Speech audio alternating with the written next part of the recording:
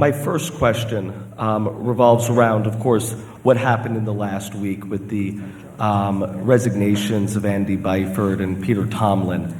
Much fanfare and ink has been given about Andy Byford's resignation, but not nearly as much to Mr. Tomlin's resignation. My question is, the fact that he was the main person tasked with redesigning the signals for the subway system, who now is in charge of re-signaling the system, and what are we looking to do in the coming future to make sure that that stays on track?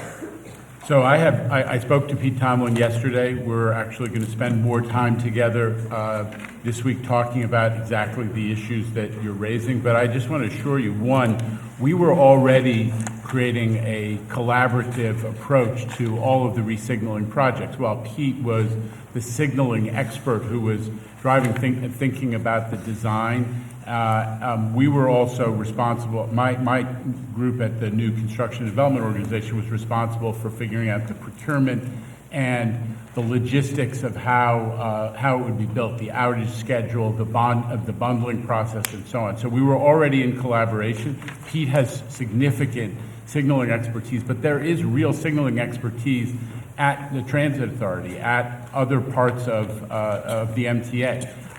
As reflected by the fact that they are, well on the way to getting, Queens Boulevard line and the number 7, all of which predates.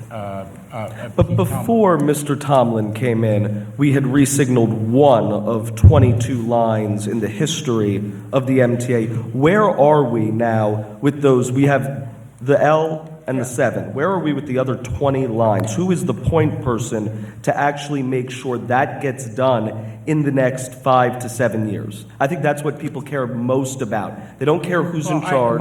They care that gets done. I'm going to be responsible for making it get done, but I just want to assure you that the type of signaling expertise that Pete Tomlin represents is one, we have significant signaling expertise at the MTA, and I personally have some significant consultants who've been working for me on a full-time basis for some time now, who have worked for Sistra, who have worked for Alstom, who have worked for Siemens, who are themselves signaling experts, world-class signaling experts, and we're going to augment that team.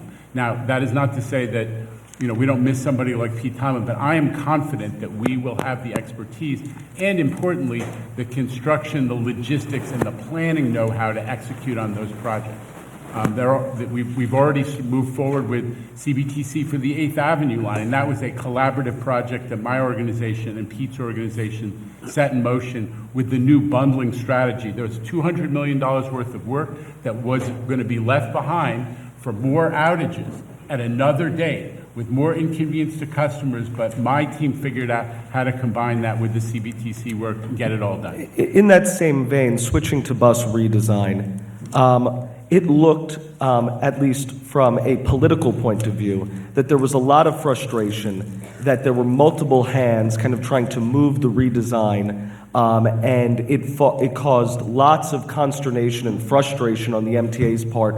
Can you tell us today that the bus redesign plan in Brooklyn and Queens is going to be bold, is going to actually change what we're doing, and not be small window dressing and have the same bad routes, multiple stops that cause our buses to be the slowest in the world? If you go to a place like London that doesn't have a grid, you can get across town so much faster than Brooklyn, Queens, or Manhattan, that most of which are actually on a grid. Is it going to be bold? Is it going to be revolutionary? Or is it now just going to be window dressing because Mr. Byford has left?